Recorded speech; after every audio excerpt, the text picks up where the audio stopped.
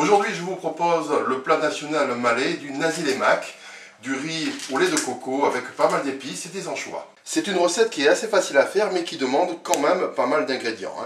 Vous allez en juger par vous-même, puisqu'il va falloir préparer d'un côté le riz. Le riz qui, une fois n'est pas coutume, va être cuit avec du lait de coco, du gingembre, ainsi que de la citronnelle. Et puis de l'autre côté, il vous faudra de la sauce, donc de la sauce pour l'assaisonnement, du sucre, du sel, de la pâte de crevettes, de l'ail, de l'oignon, du tamarin, donc du tamarin qu'on a choisi en concentré. Il vous faudra pas mal de piments séchés, un ingrédient tout à fait spécifique que vous trouvez dans le rayon congelé des épiceries asiatiques. Il s'agit d'anchois, des anchois séchés. Et puis pour la garniture, des œufs qu'on va faire bouillir dans un petit instant, ainsi que des tranches de concombre. Pour préparer notre pâte d'épices, vous allez prendre à peu près 20 g de piments séchés. Donc ces piments, vous allez les réhydrater dans de l'eau chaude. Alors on va se servir justement de l'eau de cuisson, donc de nos œufs. Voilà. Donc on va laisser le temps que cela se réhydrate, quelques minutes, 5 bonnes minutes au moins. Au bout de quelques minutes, nos piments sont réhydratés. Voilà. Hop.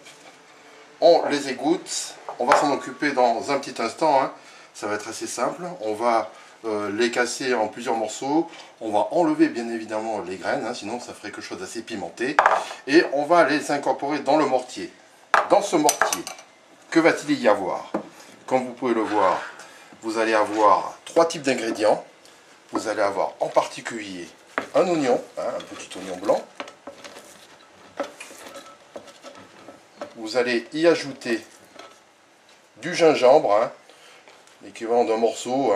Je compare toujours avec un pouce de doigt. Donc un pouce, ça devrait aller. Vous les avez aussi épluchés, ces morceaux de gingembre. Et puis 3 gousses d'ail. Voilà. Donc, on va également mettre, comme je vous l'ai dit, tout ce qui concerne les piments. Vous voyez que c'est fastidieux, on les enlève et on va les mettre. Voilà. Donc, le temps de faire tout ça. Ensuite, vous connaissez le principe du mortier du piment. Donc, on va travailler pendant de nombreuses minutes. Au bout de longues minutes de labeur, jetez un coup d'œil, nous avons notre pâte d'épices qui est bien constituée. Naturellement, vous pouvez faire ça au robot ménager chez vous, tranquillement. Je rappelle donc que pour tout à l'heure, en ce qui concernait les piments, si vous souhaitez quelque chose de très relevé, vous gardez bien évidemment les graines. Mais pour ceux qui souhaiteraient avoir quelque chose épicé, mais pas trop pimenté, il faut en enlever quand même une bonne partie.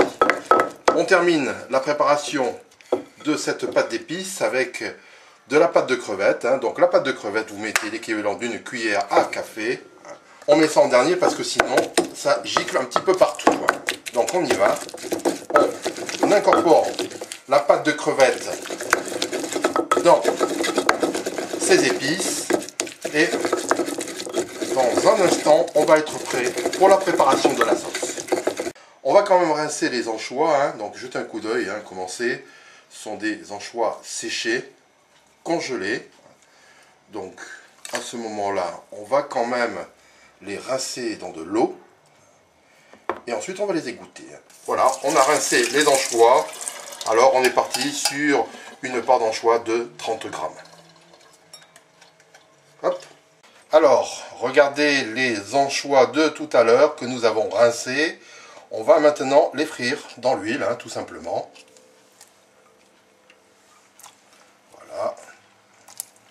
Donc, ces anchois, tout à l'heure, nous les incorporerons dans la sauce.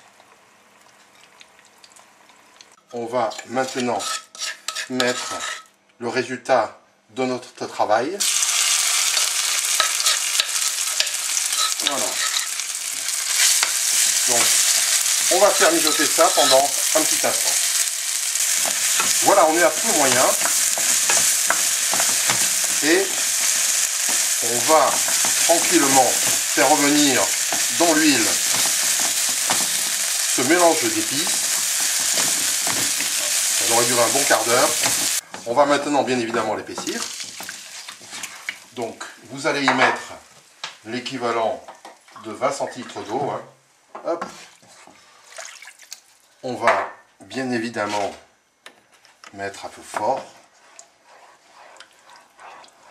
Hop. Et on va assaisonner le tout. Alors, on va mettre du concentré de tamarin, une cuillère à soupe rase. On va y mettre du sucre. Voilà, hein. Une cuillère à café. On va continuer à bien mélanger. Et on va maintenant ajouter nos fameux anchois. Voilà.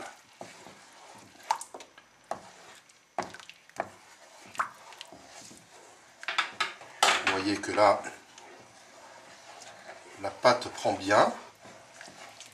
Donc ce n'est plus une pâte d'ailleurs, hein.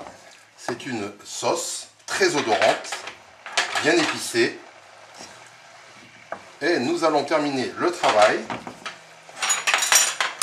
avec un oignon, hein.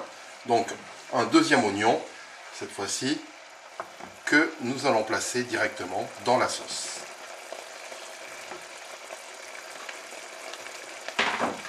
Voilà. On va laisser mijoter quelques minutes à présent. Voilà, au bout de 5 minutes à peu près, la sauce s'est bien épaissie.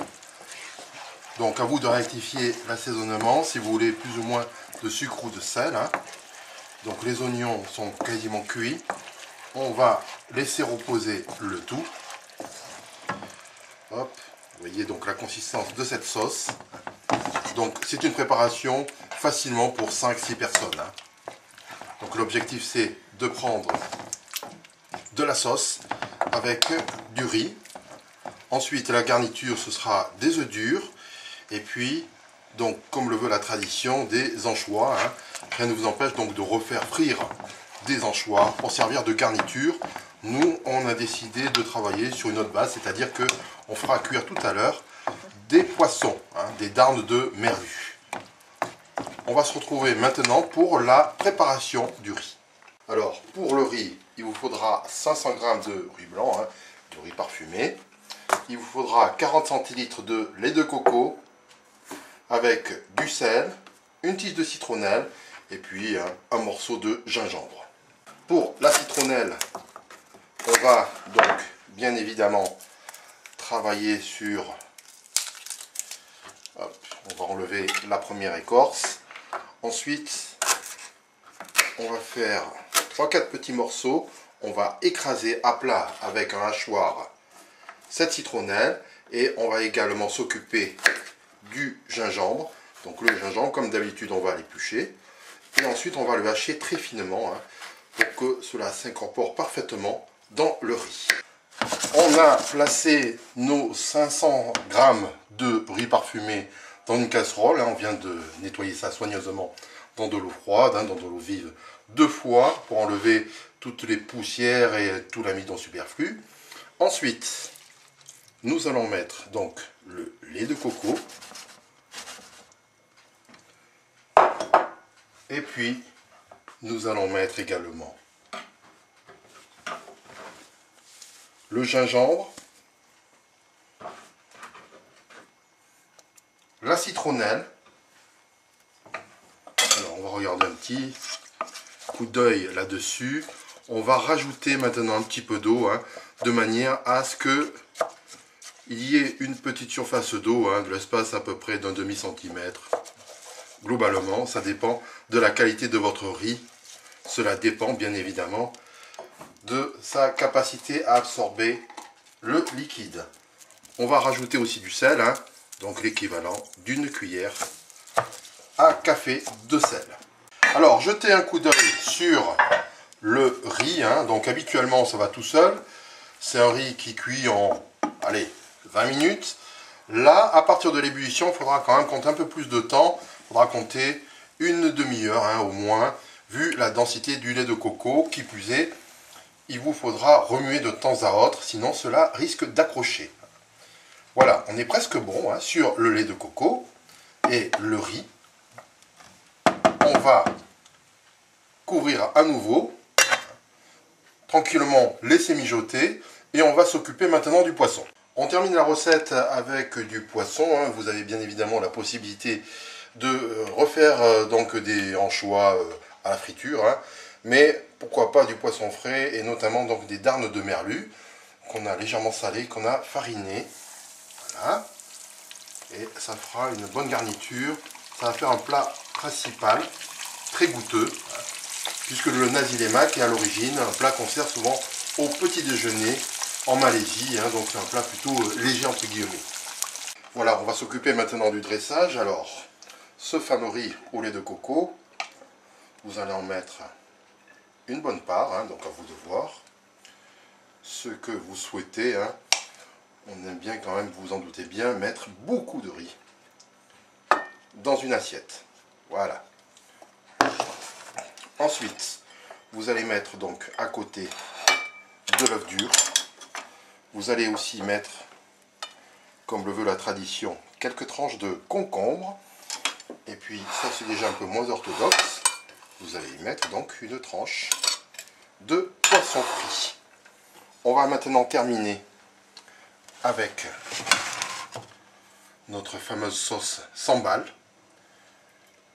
que vous allez généreusement, hein, à vous de voir. Attention, c'est quand même assez relevé. Donc vous allez mettre au-dessus. Voilà, c'était le nasi lemak. Je vous souhaite un bon appétit. Je vous dis à très bientôt.